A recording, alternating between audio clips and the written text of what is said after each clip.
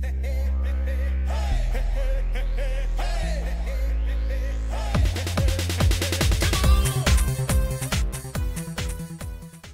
Everyone, तो कैसे हैं आप लोग। स्वागत है आपका साइंस अड्डा में। तो आज मैं आपके लिए एक नई सीरीज लेके आया हूँ, the most expected question series, जिसमें हम 10 एक्सपेक्टेड क्वेश्चन करेंगे नीट और जेई के यूनिट एंड डायमेंशन, जो हमारा फिजिक्स का पहला चैप्टर है। आशा करता हूँ कि आपको ये वीडियो अच्छा लगेगा। और शुरू करने से पहले मेरी आपसे एक रिक्वेस्ट है कि इस वीडियो को लाइक करें, सब्सक्राइब करें, और जिन लोगों को भी इसकी ज़रूरत है उन तक ये वीडियो शेयर करें, और आप भी इसको ज़रूर देखें और बहुत सारा प्यार दें।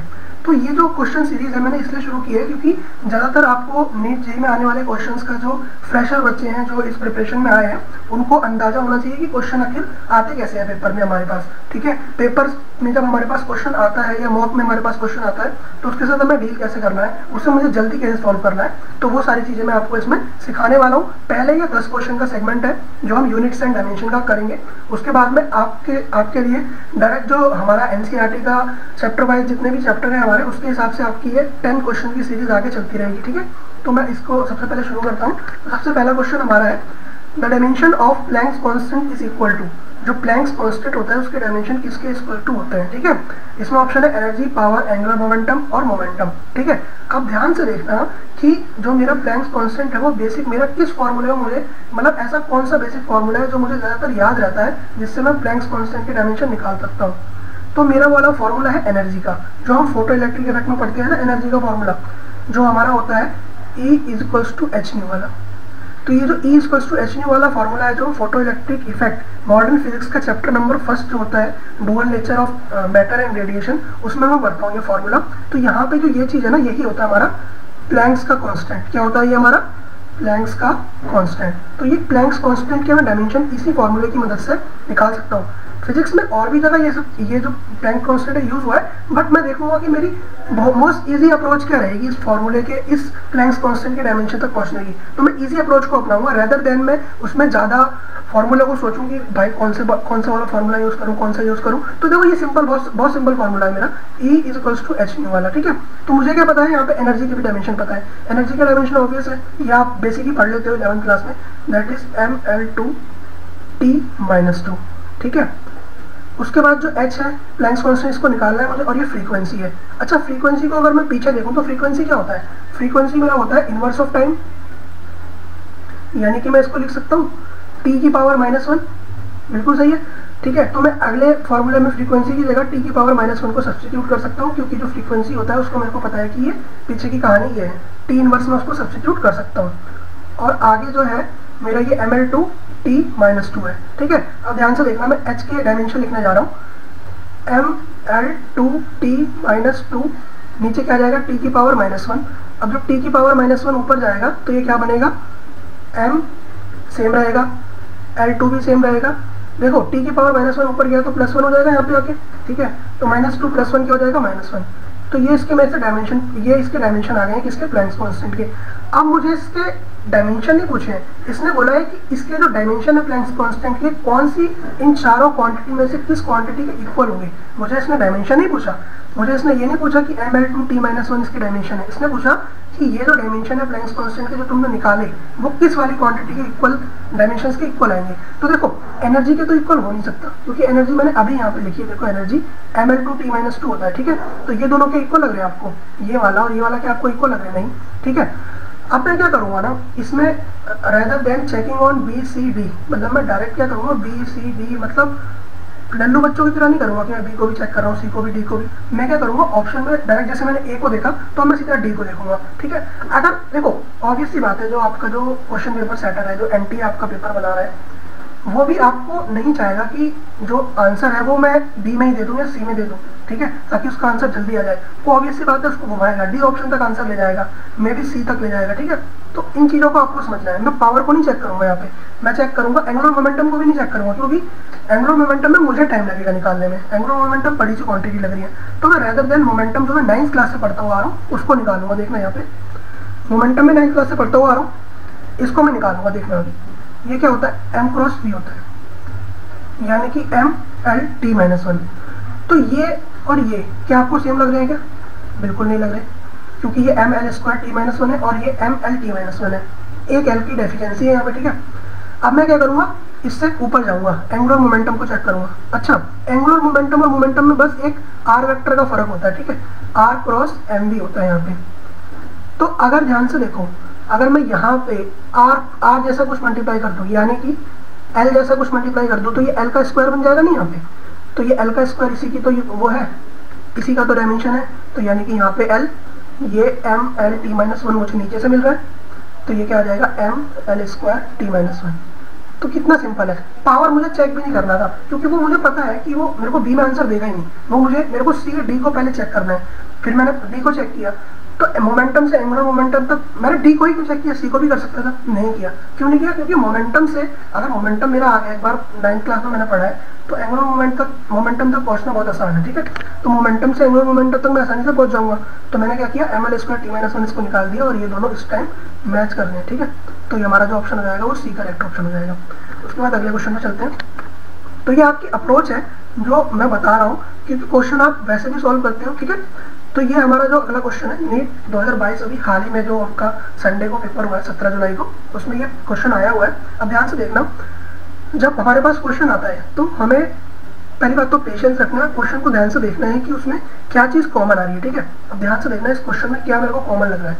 देखो इधर ध्यान से, ग्रेविटेशनल ग्रेविटेशनल ग्रेविटेशनल ग्रेविटेशनल, यानी कि इसमें जो मेरे को चारों क्वांटिटी से जो डायमेंशन मैच कराने के लिए दिए हैं, वो उसने चारों ग्रेविटेशनल की ही दिए हैं, ठीक है। इसमें भी मुझे एक जो क्वांटिटी है ग्रेविटेशनल कांस्टेंट, ये मेरे जो सीबीएसई के टीचर है वो मुझे पहले ही पढ़ा देते हैं, जी m1 m2 अपॉन में आर स्क्वायर। देखो यहाँ पे ये आपको हर किसी ने पढ़ाया होगा कि जो इसके डायमेंशन होते हैं वो होते हैं m-1 l3 t-2। तो ये वाला ऑप्शन तो मैं पहले ही देख के टिक लगा दूंगा यहाँ से कि ए का सेकंड है। अब मैं करूँगा ऑप्शन एलिमिनेट। क्या करूँगा मैं? ऑप्शंस को एलिमिनेट। देखो ए का सेकंड कौन कौन से ऑप्शन में है, इस वाले में है तो ये हो सकता है नहीं, हो सकता है, इसमें है, हो सकता है, इसमें है, ए का सेकंड हो सकता है, इसमें नहीं है तो ये बिल्कुल भी नहीं हो सकता, इसको पहले ही काट दो। अब मैं इस ऑप्शन को देखूंगा ही नहीं, ठीक है।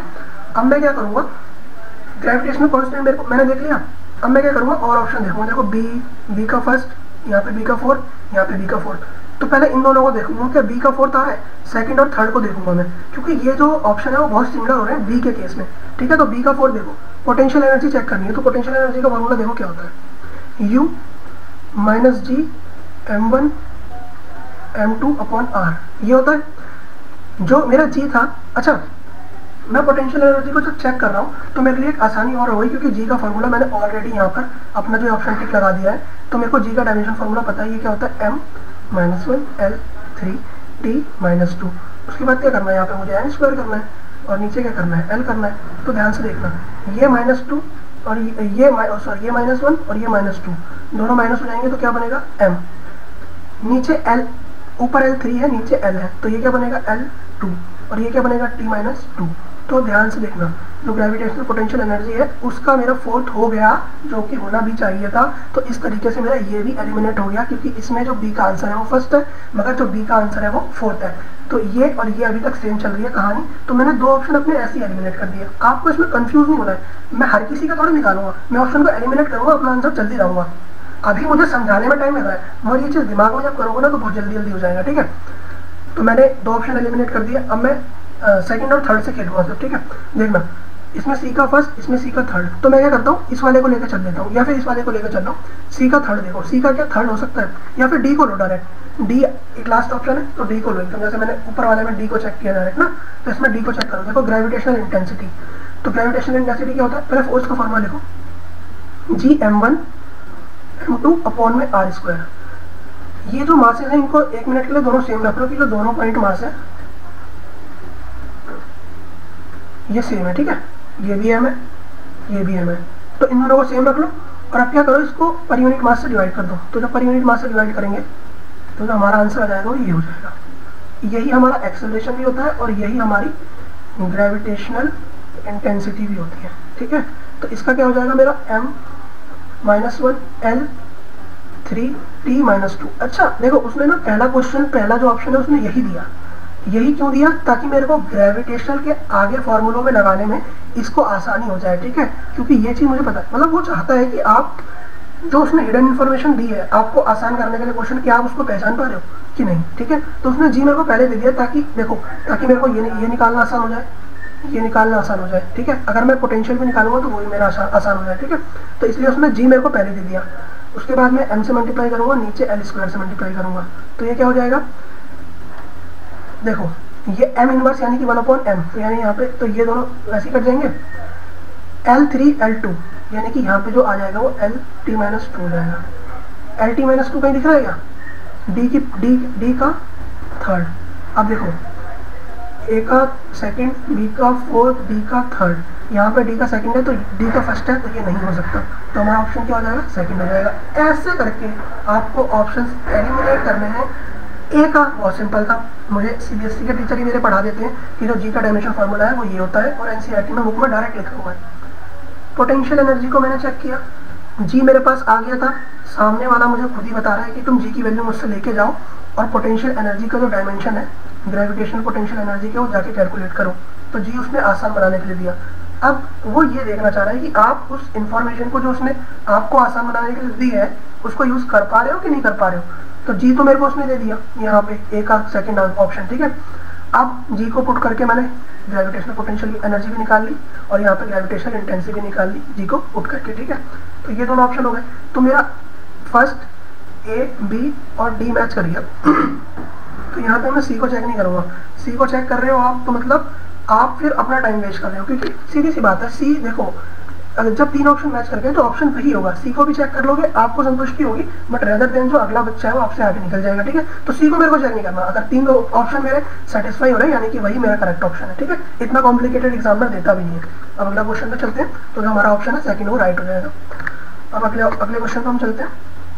अगला क्वेश्चन है परसेंटेज एरर के ऊपर। परसेंटेज एरर के ऊपर जो क्वेश्चन है, क्वांटिटी ए जो कि ए वाली क्वांटिटी है, इसका मेरे को परसेंटेज एरर बता रहे हैं। इसमें ए का मुझे परसेंटेज एरर दे रखा है 2, बी का 1, सी का 3 और डी का 0। डी यानी कि डी जो मैंने कुछ भी मेजर किया होगा उसमें कोई भी परसेंटेज एरर नहीं है। अब ध्यान से देखना, मैं इसको निकालने जा रहा हूँ, ए क्यूब, बी क्यूब, सी और रूट डी।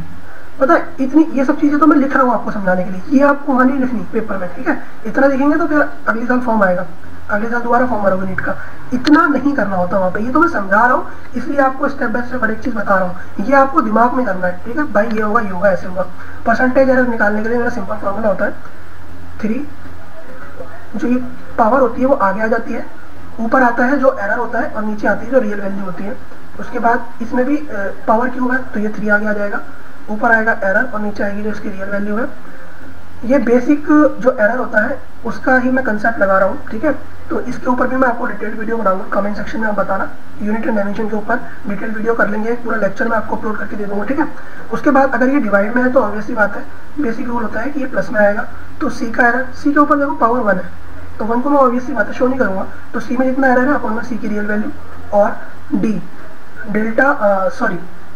डी है तो डी एक्चुअली कुछ ऐसे है ना, तो ये 1/2 है, तो ये 1/2 को मैं आगे लिख लूँगा और ये हो जाएगा d/d, ठीक है।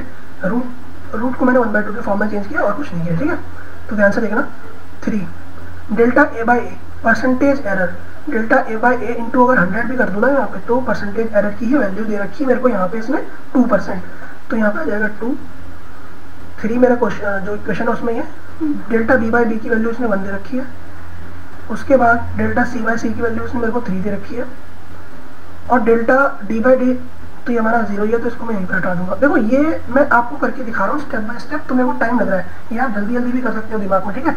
आपको ये वाला स्टेप नहीं लिखना था, आपको डायरेक्ट ये लिखना था, ठीक है। जिसकी रैंक आती है ना वो डायरेक्ट ये स्टेप से शुरू करता है अपना, ये स्टेप से मतलब वो इतना करता है, यहाँ पर ये जो वैल्यू पुट कर रहा हूँ ना वो ये वैल्यू भी नहीं पुट करता, जिस बच्चे की रैंक आती है वो क्या करता है डायरेक्ट डेल्टा a/a को देखता है, यहाँ पे 2 है तो 3 दूनी 6, इन दोनों को मल्टीप्लाई किया 3 दूनी 6, डेल्टा b/b क्या था 1 था तो 3 × 3, ये जो डेल्टा c/c था ये क्या था 3 था तो यहाँ पे 3 आ गया, तो इन तीनों को यहीं ऐड कर देगा और आंसर अपना टिक लगा के चला जाएगा।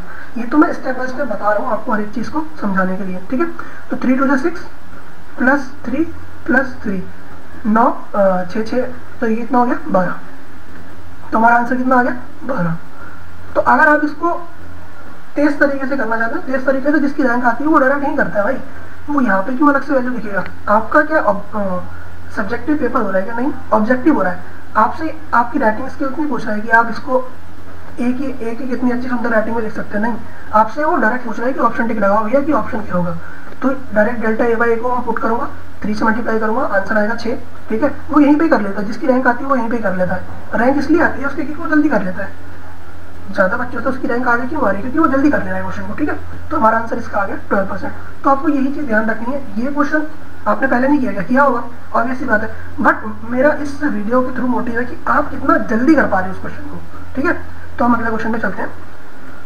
So the next one is हमारा है, देखो, error in mass is 2% and error in velocity is 4%। तो परसेंटेज एरर कैलकुलेट करना है काइनेटिक एनर्जी ऑफ बॉडी में। ठीक है, सबसे पहले मैं क्या करूँगा, काइनेटिक एनर्जी का बेसिक फार्मूला जो मेरे पास 9th क्लास से पढ़ता हुआ आ रहा हूँ।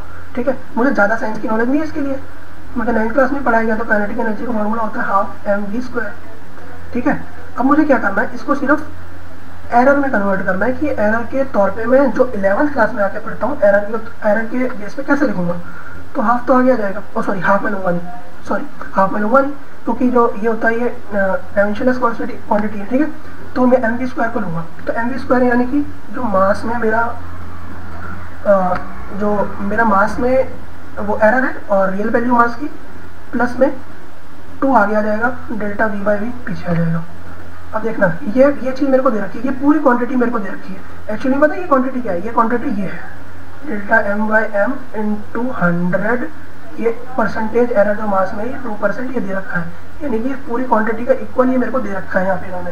ठीक है, बोल रखा है कि एरर इन मास इज 2%, तो परसेंटेज एरर है मास में वो 2% मैंने तुम्हें दे दिया है। डायरेक्ट यहाँ पे 2 पुट करो, फिर 2 मेरा जो इक्वेशन था उसमें था डेल्टा v/v 4, तो 4 2 8 और ये कितना हो गया 10। तो ऑप्शन सी मेरा करेक्ट आंसर हो जाएगा। कितना आ गया मेरा आंसर 10।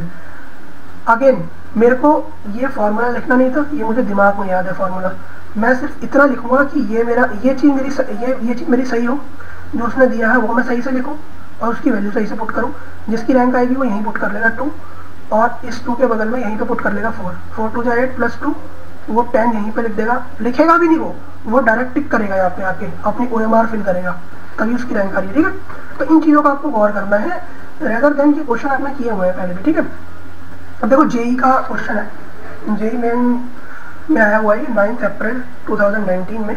ठीक है, अब देखो क्वेश्चन क्या है, जो डेंसिटी ऑफ क्यूब है मेजर की हुई है, तो मास और एज लेंथ उसकी क्या है, देखो मास में रियल मास ये है, उसमें उस मास में एरर इतना है kg में, और जो एज लेंथ है वो रियल एज लेंथ इतनी है, उसमें एरर इतना है, और ये मीटर में दे रखी है रिस्पेक्टिवली। ठीक है, the error in measurement of density, अब ये बोल रहा है कि डेंसिटी के मेजरमेंट में कितना एरर आएगा अगर मास में इतना एरर है और जो हमारी एज लेंथ है उसमें इतना एरर है, तो जो हमारी डेंसिटी है उसमें कितना एरर आएगा। अब ध्यान से देखना, डेंसिटी का फॉर्मूला क्या होता है, mass upon volume, obvious formula है, सबको पता है। ठीक है, अब इसने मेरे को वॉल्यूम नहीं दे रखा, इसने मुझे एज लेंथ दे रखी। क्या दे रखी, एज लेंथ। तो मैं क्या करूँगा, वॉल्यूम का फॉर्मूला सबको मालूम होगा कि एज लेंथ का क्यूब ही हमारा वॉल्यूम होता है, तो मैं इसको सब्स्टिट्यूट कर दूंगा, तो यहाँ पे a क्यूब आ जाएगा। अब क्या करना है, जो मैं ऊपर 2 क्वेश्चन से करता हुआ आ रहा हूँ, delta m/m plus 3 delta a/a। Okay, अब मैं क्या करूँगा, डेल्टा m/m की मेरे को इसने आप देखना, एक चीज़ ध्यान से देखना, यहाँ पे इसने मुझे यहाँ पे परसेंटेज एरर नहीं दे रखा, इसने मुझे डेल्टा m की वैल्यू अलग दे रखी है, m की वैल्यू अलग दे रखी है, फिर इसने डेल्टा a की वैल्यू अलग दे रखी है, a की वैल्यू अलग दे रखी है, टोटल इसमें 4 वैल्यू दे रखी है मेरे को। तो इसने डेल्टा m की वैल्यू दे रखी है 0.10, तो इसको मैं 0.10 यहाँ पे पुट करूँगा, और जो रियल मास है उसकी वैल्यू ये है 10.00। देखो सेम क्वेश्चन करने से हमको फायदा नहीं है, मैं ये रिपीटेशन इसलिए लाया हूँ क्योंकि जो वेरिएशन होगी ना अगर क्वेश्चन में तो आपको ज़्यादा समझ में आएगा। अगर मैं वही क्वेश्चन बार बार कराऊँ तो कोई उसका रिजल्ट नहीं निकलेगा। ठीक है, तो यहाँ पे आ जाएगा 3, डेल्टा ए में कितना एरर है 0.01। ठीक है, तो 0.01 और ए की रियल वैल्यू क्या है 0.10। अब ध्यान से देखो, यहाँ पे 2 0 है, यहाँ पे पॉइंट के बाद 2 वैल्यू है और यहाँ पे भी 2 है, तो ये ऑब्वियस सी बात है, हो जाएगा 1/, देखो ये पूरा ही कट जाएगा, ये पूरा ही कट जाएगा, 10 बन जाए 10 ये चला जाएगा, क्योंकि अगर यहाँ से मैं हटाऊँ तो नीचे कितना आएगा 100, और यहाँ से जैसे मैं हटाऊँ 100 तो ये कटा और ये भी कट गया। ठीक है, अब यहाँ पे अगर देखो तो यहाँ पे भी 0 कट जाएंगे, यहाँ पे भी 100 आएगा ऊपर और नीचे भी 100 आएगा, तो ये भी गया ये भी गया, तो ये आ जाएगा 3/10। 3/10 आएगा, यानी कि 0.3 समथिंग आंसर आएगा। ठीक है। अच्छा 0.3 समथिंग जब मेरा आंसर आ रहा है तो मुझे क्या, देखो इतना ही देख के ना मैं आगे नहीं बढ़ूंगा, मैं इसको डिवाइड करूंगा क्या, नहीं करूंगा, क्योंकि 3/10 बेसिक बच्चा जानता है कि 3/10.3 होता है, ठीक है, इसमें कोई करना नहीं है। तो 0.31 kg/मीटर जो मेरा आंसर होगा, सीधा मैं टिक लगाऊंगा इसको और डायरेक्ट OMR भरूंगा, इसमें भी टिक नहीं लगाऊंगा क्योंकि मैं श्योर हूँ कि मेरा आंसर यही है, ठीक है। तो 3/10 मुझे यहीं से दिख गया, मुझे इसी इक्वेशन को सॉल्व करने के बाद दिख गया कि 3/10 आंसर आ रहा है, क्योंकि ये मेरा सीधा कटा और ये यहाँ से 3/10 निकल के आ गया, तो मैं आगे देखूंगा ही नहीं और डायरेक्ट इसको सॉल्व करूंगा, ठीक है। तो सबसे पहले मैं इसको एक सेकंड बस नंबरिंग कर देते हैं इनकी। तो ये हमारा जो वेरी फर्स्ट क्वेश्चन था, क्वेश्चन हमारा 1, ठीक है। उसके बाद जो हमारा ये नीट में आया था, ये हमारा आ गया क्वेश्चन नंबर 2। उसके बाद द नेक्स्ट क्वेश्चन इज ये वाला क्वांटिटी वाला परसेंटेज एरर जो हमारा, ये क्वेश्चन नंबर 3। उसके बाद हमारा, आप इस वीडियो को 2x पे कर सकते हो, ये मेरा थोड़ा सा, मैं इसको हर एक चीज़ को यहाँ पे डिपिक्ट करना चाहता हूँ, ठीक है। उसके बाद जो हमारा 5वां क्वेश्चन था ये लगा था, ठीक है, ये मेरा था 5वां क्वेश्चन। उसके बाद हम अगले क्वेश्चन पे चलते हैं, that is the 6th question हमारा, ठीक है। तो इसके आंसर की भी मैंने आपको लास्ट में प्रोवाइड किया, उससे आप देख सकते हैं, टैली कर सकते हैं अपने आंसर्स को। तो हमारा क्वेश्चन नंबर 6 है, ठीक है, ये हमारा 3rd नहीं 6th है। अब देखो ध्यान से देखना क्या है, एक क्वांटिटी है, इक्वेशन में आगे रखिए t=2π√ax/f, ठीक है। इसमें जो t है वो टाइम है, x है हमारा डिस्टेंस है और f जो है फोर्स है। कैलकुलेट करना है डायमेंशन ऑफ a, जो यहाँ पे क्वांटिटी a है उसके डायमेंशन को मेरे को कैलकुलेट करना है, ठीक है। और जो उसके डायमेंशन होंगे वो क्या होंगे, मास होगा, एक्सेलरेशन होगा, लेंथ होगा, वेलोसिटी होगा, क्या होगा। तो इसमें थोड़ा सा सॉल्व करना पड़ेगा। अच्छा मैं सॉल्व भी करूँगा ना तो जल्दी सॉल्व करूँगा ताकि मेरा आंसर जल्दी आए। ध्यान से देखना कैसे सॉल्व करूँगा। t है =2π, इतना मैं लिखूंगा सबसे पहले ax/f, ठीक है। t को मैं टाइम लिख सकता हूँ यहाँ पे, ऑब्वियस सी बात है क्योंकि उसने मेरे से बोला है कि t टाइम है, ठीक है। ये तो डायमेंशनलेस क्वांटिटी है, इसको मैं लिखूंगा ही नहीं। अब ध्यान से देखना, यहाँ पे √ax/f आ गया, ये जो रूट है इधर जाके स्क्वायर बनेगा तो ये हो जाएगा t²। a का हमको निकालना है, x क्या है डिस्प्लेसमेंट यानी कि लेंथ, फोर्स क्या होता है ml, t-2, ठीक है। अच्छा इससे ये कटेगा तो ये आएगा t की पावर 2 a m की पावर -1 और t नीचे 1/t है, यानी कि यहाँ पे ये t की पावर -2 है तो ऊपर आके t की पावर +2 हो जाएगा। तो सीधी सी बात है, मेरे को दिख रहा है कि ये कट रहा है, तो a क्या आ जाएगा m इनवर्स, यानी कि a क्या आएगा हमारा 1/m, यानी कि जो a है वो है मास। a क्या है हमारा मास है, a क्या है हमारा मास है ना, यहाँ से दिख रहा है मेरे को। तो a की जो हमारी डायमेंशन है वो मास के स्क्वायर टू है, तो मेरा पहला ऑप्शन ही करेक्ट हो जाता है, ठीक है। तो ये कुछ ऐसे क्वेश्चन है, इसको भी आप सॉल्व करोगे, जल्दी सॉल्व करोगे, ठीक है, ताकि मेरा आंसर जल्दी आए। तो हम नेक्स्ट क्वेश्चन पे चलते हैं, द 7th क्वेश्चन। अब देखो 7th क्वेश्चन बहुत आसान है, ऐसे डायरेक्ट क्वेश्चन भी कभी कभी आते हैं, जेईई और नीट में देखा गया। देखो which of the following is unitless quantity, कौन सी क्वांटिटी इसमें यूनिटलेस है। देखो प्लेन एंगल यूनिट लेस नहीं होगा, क्योंकि ऑब्वियस सी बात है कि एक यूनिट है प्लेन एंगल के लिए, डिग्री में नापते हैं, सॉलिड एंगल के लिए भी यूनिट है। ऑल ऑफ द अबव नहीं हो सकता, अगर देखो ये नहीं हो सकता ना तो ए अगर नहीं हो सकता तो डी भी नहीं हो सकता। अगर आप ए के बाद डी देख रहे हो तो उसको डी को काट दो, क्योंकि ऑल ऑफ द अबव होगा नहीं अगर फर्स्ट नहीं है तो। सॉलिड एंगल भी नहीं होगा क्योंकि एंगल में डिग्री वाला फैक्टर आ जाता है, यूनिट आती है। तो हमारा आंसर क्या होगा, रिफ्रैक्टिव इंडेक्स, ठीक है। अब मुझे ऑप्शन एलिमिनेट करने से ही इसका आंसर रिफ्रैक्टिव इंडेक्स आ रहा है। भाई अगर ए नहीं है, बी नहीं है, डी नहीं है तो ऑब्वियसली बात है सी आंसर होगा, ठीक है। बट अब रिफ्रैक्टिव इंडेक्स आ रहा है तो कैसे आ रहा है ये मैं आपको बताता हूँ कि रिफ्रैक्टिव इंडेक्स यूनिटलेस क्वांटिटी कैसे होती है, ठीक है। तो यूनिटलेस क्वांटिटी रिफ्रैक्टिव इंडेक्स जैसे देखो, अगर कोई भी मीडिया है, कोई भी हमारे पास तो मीडियम है, तो जो रिफ्रैक्टिव इंडेक्स इस मीडियम का मान लो समथिंग आपने कहीं भी देखा होगा, मान लो 1.3 है, इस वाले मीडियम का रिफ्रैक्टिव इंडेक्स 1.5 है। तो जब भी हम रिफ्रैक्टिव इंडेक्स को लिखते हैं मीडियम में तो हम उसकी यूनिट नहीं लिखते हैं। तो जो रिफ्रैक्टिव इंडेक्स है आप रे ऑप्टिक्स में भी देखोगे या फिर जहाँ जहाँ आपका रिफ्रैक्टिव इंडेक्स रे ऑप्टिक्स में ज़्यादा आता है तो वहाँ पे हम इसके साथ यूनिट नहीं लिखते हैं, ठीक है। Refractive index is a unitless quantity, ठीक है। तो उसके बाद हम अगले क्वेश्चन पे चलते हैं, ठीक है। अब देखो अगला क्वेश्चन किसके ऊपर है, सिग्निफिकेंट फिगर के ऊपर। ये हमारा क्वेश्चन नंबर 8 है, तो ये क्वेश्चन है सिग्निफिकेंट फिगर के ऊपर।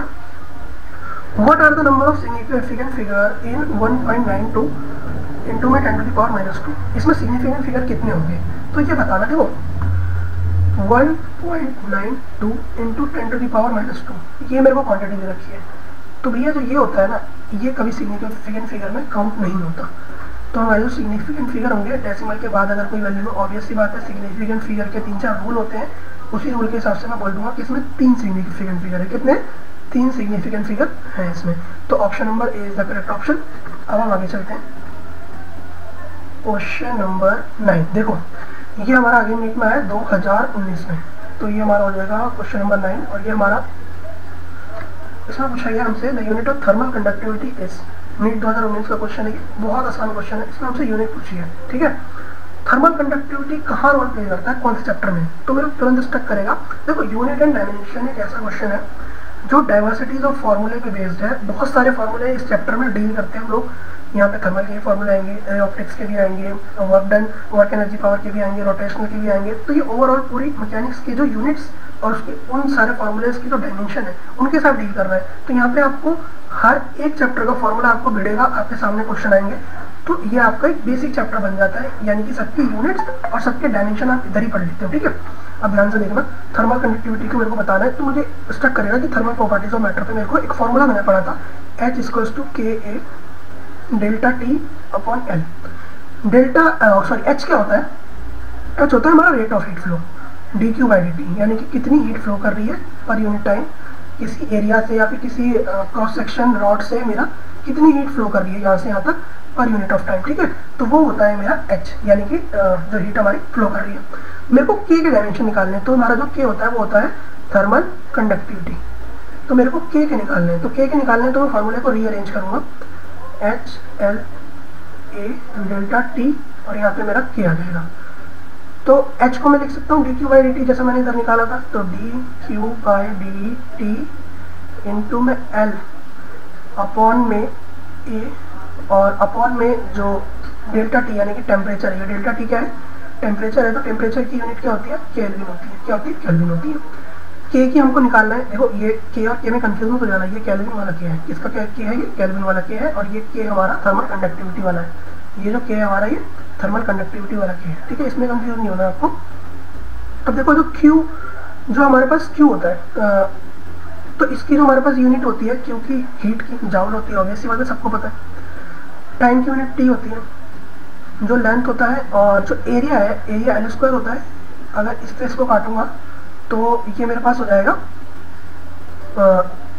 जूल, इससे ये कटेगा तो ये हो जाएगा L इनवर्स, ठीक है। केल्विन नीचे है तो केल्विन भी ऊपर इनवर्स में आ जाएगा। देखो यहाँ पे टेम्परेचर है ना नीचे, टेम्परेचर को मैंने केल्विन माना था, तो ये केल्विन भी इनवर्स में आ जाएगा। अब देखना ध्यान से, तो ये मेरे पास क्या आ जाएगा?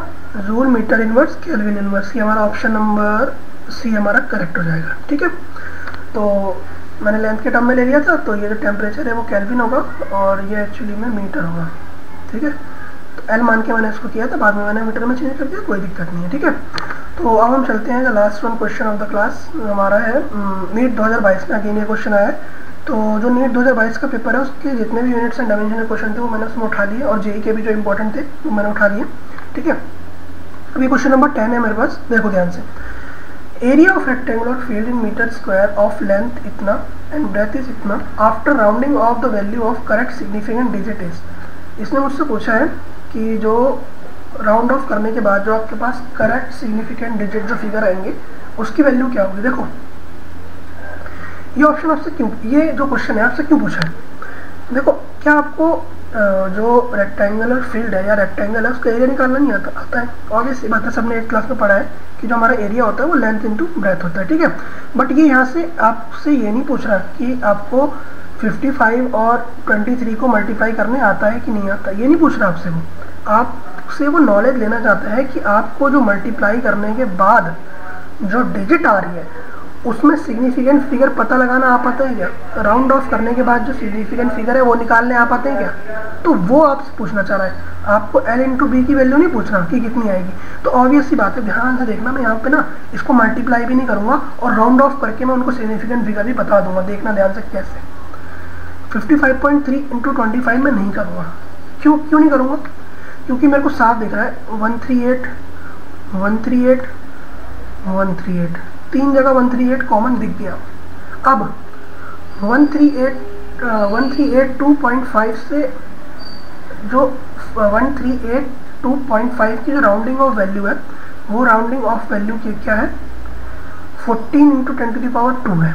ठीक है, तो ऑब्वियस सी बात है कहीं ना कहीं 55.3 × 25 को मल्टीप्लाई करने के बाद 138 जैसा 1382.5 कुछ जैसा कुछ आ रहा होगा। और सीधी सी बात है कि मैथ्स का बेसिक सा फंडा है कि अगर तुम मान लो 55 और 25 को अगर मल्टीप्लाई भी कर रहे हो तो ऑब्वियस सी बात है जो हमारा आंसर आएगा वो 4 डिजिट में आएगा। तो ये तो हो नहीं सकता। अगर ये नहीं हो सकता, देखो ये हो सकता है क्योंकि ये 4 डिजिट में है, 1382 है ना ये, तो ये 4 डिजिट में ये हो सकता है। 1382.5 है, ये हो सकता है। 14 × 10⁻² है, यानी कि ये 1400 है, तो ये भी हो सकता है। ठीक है, तो ये आ सकता है। अब ध्यान से देखना कि जो मल्टीप्लाई करने के बाद अगर राउंड ऑफ करने के लिए बोल रहा है तो ना तो ये तो पहले एलिमिनेट हो गया, तो राउंड ऑफ करने के लिए बोल रहा है तो कहीं ना कहीं पॉइंट समथिंग कुछ देगा मेरे को, तो बी भी नहीं हो सकता। इतना अंदाजा आपको लगाना पड़ेगा। और ये वाली जो समझ है ना, ये प्रैक्टिस से आएगी। ठीक है, इतना लगाना पड़ेगा। तो ये बी भी नहीं हो सकता, तो आपका सी होगा। बट सी जो आंसर आ रहा है ना, वो हमारा आंसर आ तो रहा है इसको करने पे, बट ये सिग्निफिकेंट फिगर में नहीं आ रहा। किस में नहीं आ रहा? सिग्निफिकेंट फिगर में नहीं आ रहा है आंसर। ठीक है, सिग्निफिकेंट फिगर में मेरा ये वाला आंसर आ रहा है जो कि 4th है। देखो परफेक्ट सिग्निफिकेंट फिगर में लिखा हुआ है 1400। ठीक है, तो ये जो मेरा आंसर है सिग्निफिकेंट फिगर में आ रहा है। मैंने ऑप्शन एलिमिनेट किया यहाँ पे, मैंने ये नहीं किया भाई 55.3 को 25 से मल्टीप्लाई कर दो, ये तो करना ही नहीं वहाँ पे, क्योंकि मेरे को उसने मल्टीप्लिकेशन नहीं पूछा है, वो मल्टीप्लिकेशन उसने खुद ही दे रखा है कि 1382.5 मल्टीप्लिकेशन है। बस आप मेरे को इसमें ये बताओ कि सिग्निफिकेंट डिजिट कितने होंगे। ठीक है, तो 1400 मेरा एक परफेक्ट आंसर दिख रहा है। राउंडिंग ऑफ करने के बाद जो वैल्यू आएगी उसका, तो राउंडिंग ऑफ करने पे ऐसे ही कुछ आंसर आते हैं। सिग्निफिकेंट फिगर के क्वेश्चन सॉल्व करोगे आपको तो पता चलेगा। ठीक है, तो मेरा 4 जो है वो करेक्ट ऑप्शन हो जाएगा। देखो ये PDF आपको मैं टेलीग्राम चैनल पे प्रोवाइड करूंगा। इसकी जो आंसर की है वो लास्ट में, देखो सबके मैंने आंसर लाइन वाइज दे रखे हैं, 1 से लेकर 10 क्वेश्चन के। ये आपको टेलीग्राम चैनल पे मिलेगा। अगर आपको वीडियो अच्छी लगे तो वीडियो को लाइक करें, सब्सक्राइब करें चैनल को, और जो ये मोस्ट एक्सपेक्टेड सीरीज़ है इसको ज़्यादा से ज़्यादा शेयर करें और इसको मतलब बचा दें। एकदम लाइक करें, सब्सक्राइब करें, शेयर करें इसको जिन दोस्तों को आपके चाहिए। Thank you very much for watching the video.